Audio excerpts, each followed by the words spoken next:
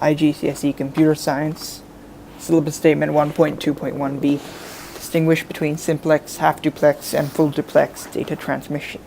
So when we look at these three terms, we're talking about the direction of data transmission.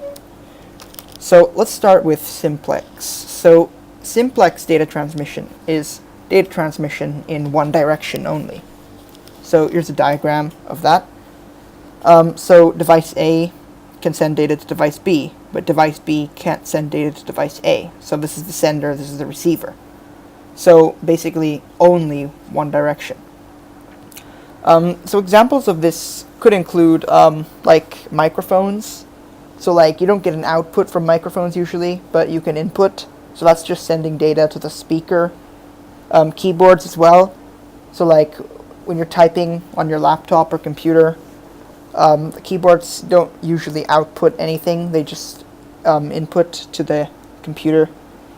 And you know, doorbells, baby monitors, all those sorts of things. You can sort of use your imagination here because there are quite a few things that have simplex data transmission. Then there's half-duplex. So half-duplex is data transmission in both directions, but non-simultaneously, so not at the same time. So here's how it should look. What I'm trying to say here is both directions non-simultaneously. So device A can send data to device B, and device B can send data to device A, but not at the same time. So sort of like that. I hope that kind of makes sense. But an example of this are handheld transceivers or walkie-talkies. So you sort of hold a button to talk to the other person, and then the other person releases the button to listen to what you have to say. That's pretty much how it works. And also radios used in police cars also have a similar idea. And then there's full duplex. This video is going to be really short. There's full duplex, which is data transmission in both directions simultaneously. So basically device A can send data to device B can send data to device A, and both can happen simultaneously.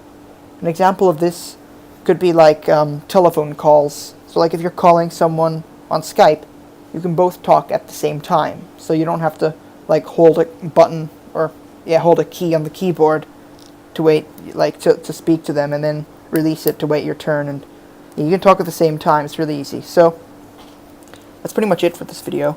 In the next video, we'll look at serial and parallel data transmission.